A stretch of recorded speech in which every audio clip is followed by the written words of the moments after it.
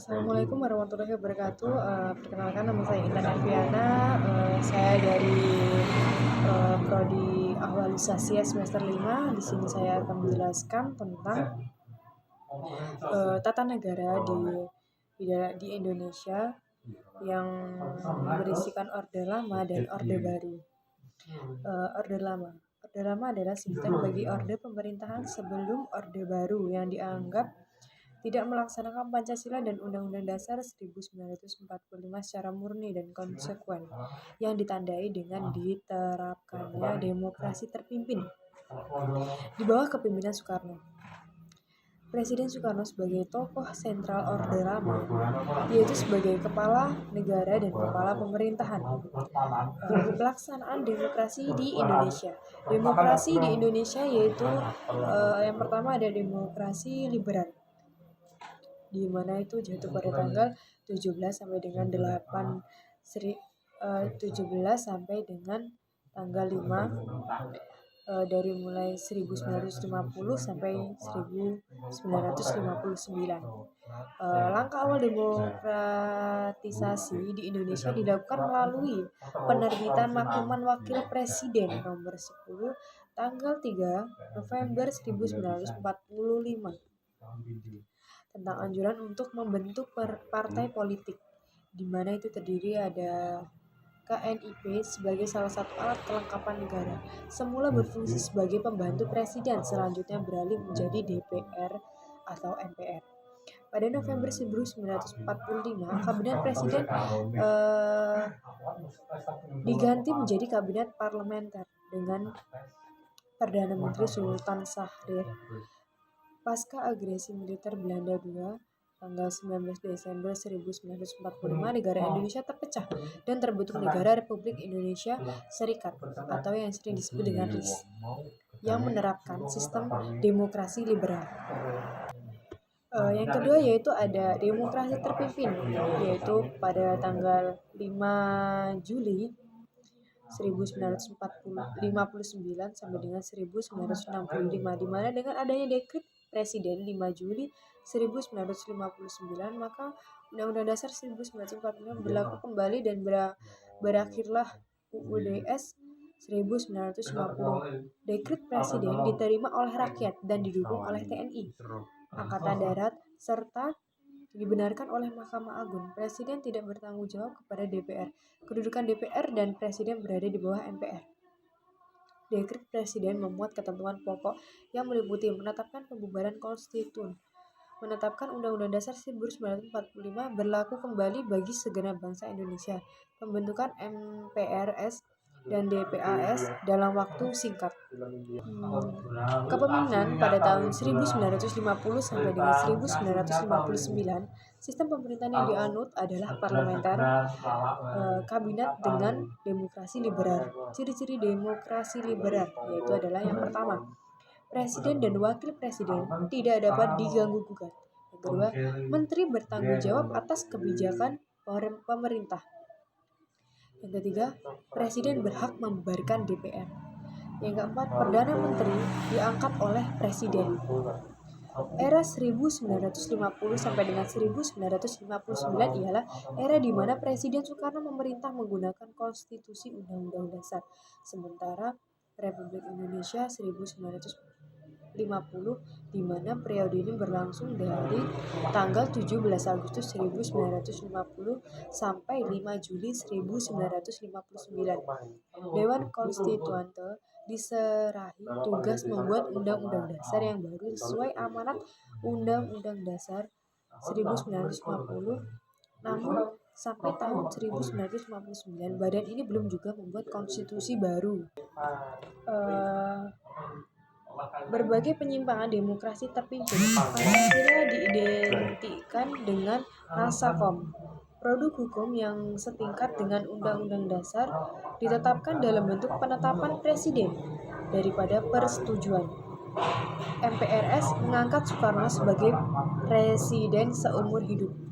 Presiden membubarkan DPR hanya pemilu 1955.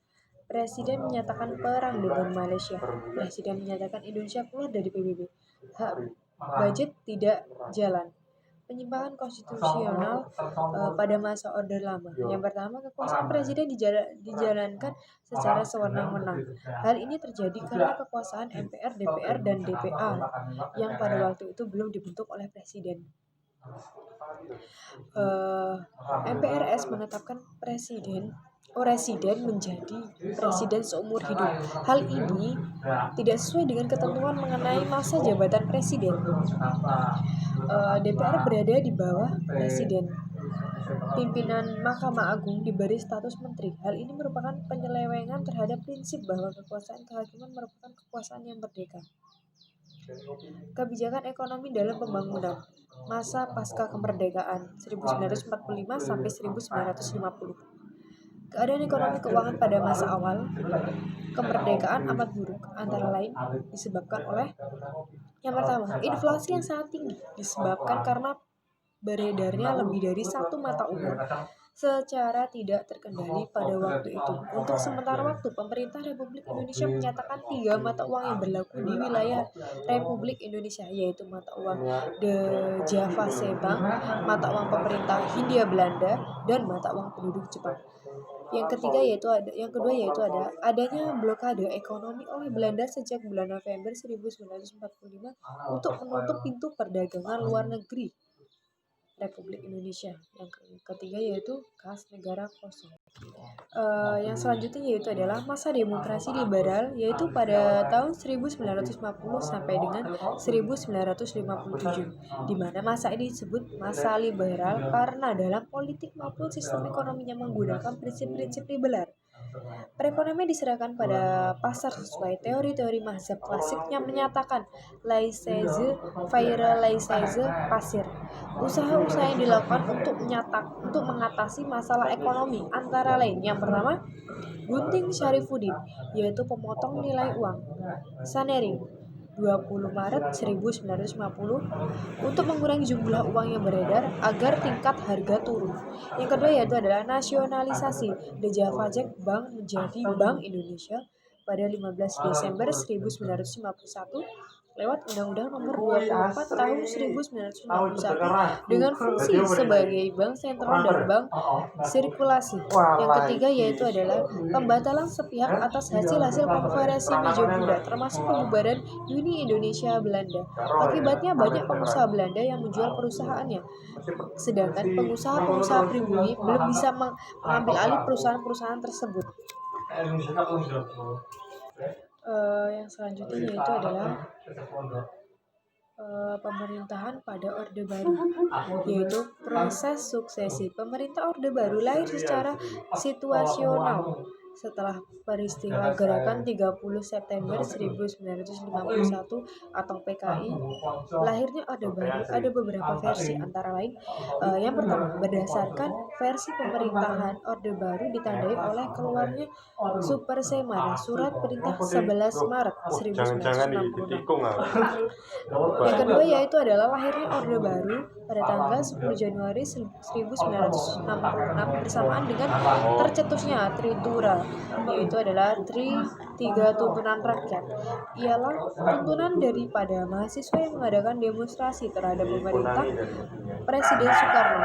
Yang ketiga, Orde Baru lahir pada tanggal 23 Februari 1967. Sejak peristiwa penyerahan kekuasaan dari Presiden Soekarno kepada Jenderal Soekarno, pengembangan Super Semar.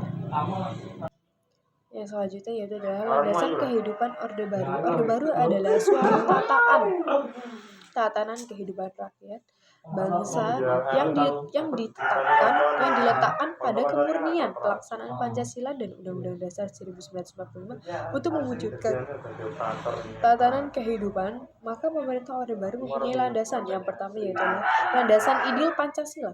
Yang kedua yaitu adalah landasan konstitusional Undang-Undang Dasar 1945. Kebijakan pemerintah Orde Baru. Kebijakan politik pemerintahan. Yang pertama yaitu mendasarkan seluruh kebijakan pemerintah pada Pancasila dan Undang-Undang Dasar 1945. Yang kedua, menghapus Undang-Undang Produk Orde Lama dan menggantinya dengan Undang-Undang versi Orde Baru. Yang ketiga yaitu adalah menjadikan MPR sebagai lembaga tertinggi. Dalam hal ini Presiden bertanggung jawab kepada MPR. Yang selanjutnya yaitu adalah melaksanakan pemilihan umum. Dan yang terakhir yaitu adalah melakukan penyederhanaan partai politik. Kebijakan politik ekonomi. Kebijakan politik perekonomian pada masa Orde Baru sebenarnya telah dirumuskan pada sidang MPRS tahun 1966. Pada sidang tersebut telah dikeluarkan TAP MPR nomor 10 MPRS garing 1966 tentang pembangunan kebijakan landasan ekonomi, keuangan, dan pembangunan. Tujuan dikeluarkan keterapan tersebut adalah untuk mengatasi krisis dan kemerosotan ekonomi yang melanda negara sejak tahun 1955. Berdasarkan ketetapan tersebut, Presiden Soeharto mempersiapkan perekonomian Indonesia. Dan yang terakhir yaitu adalah di dalam Orde Lama dan Orde Baru itu memiliki kelebihan dan kekurangan. Kelebihan sistem pemerintahan Orde Baru yaitu adalah yang pertama pengembangan GDP per kapital Indonesia yang pada tahun 1968 hanya AS 70 dan pada 1996 telah mencapai lebih dari AS 1.565.000. Yang kedua, sukses transmigrasi. Yang ketiga, sukses KB. Yang keempat, sukses memerangi buta huruf. Yang kelima, pengangguran minimum. Yang keenam, sukses repelita, rencana pembangunan 5 tahun. Yang ketujuh yaitu adalah sukses gerakan wajib belajar. Yang kedelapan adalah sukses gerakan nasional orang tua asuh. Yang kesembilan yaitu adalah sukses keamanan dalam negeri. Yang ke-10 yaitu ada investor asing mau menanamkan modal di Indonesia. Dan yang terakhir yaitu adalah sukses menumbuhkan rasa rasionalisme dan cinta produk dalam negeri. Yang selanjutnya yaitu adalah kekurangan sistem pemerintahan Orde Baru. Di dalam Orde Baru, kekurangan yang pertama yaitu adalah maraknya korupsi, kolusi, nepotisme. Yang kedua yaitu adalah pembangunan Indonesia yang tidak merata dan timbulnya kesenjangan pembangunan antara pusat dan daerah, sebagian disebabkan karena kekayaan daerah sebagian besar disedot oleh pusat. Yang ketiga, munculnya rasa ketidakpuasan di sejumlah daerah karena kesenjangan pembangunan, terutama di Aceh dan Papua. Yang selanjutnya yaitu adalah kecemburuan antara penduduk setempat dengan para transmigran yang memperoleh tunjangan pemerintah yang cukup besar pada tahun-tahun pertamanya. Yang selanjutnya yaitu adalah pelanggaran HAM kepada masyarakat non-pribumi, terutama masyarakat Tionghoa. Yang terakhir yaitu adalah lebih dari 70% aset kekayaan negara dipegang oleh swasta. Demikianlah yang dapat saya sampaikan mengenai sistem pemerintahan Orde Lama dan Orde Baru di Indonesia. Mungkin itu saja yang dapat saya sampaikan. Kurang dan lebihnya saya mohon maaf. Saya akhiri. Wassalamualaikum warahmatullahi wabarakatuh.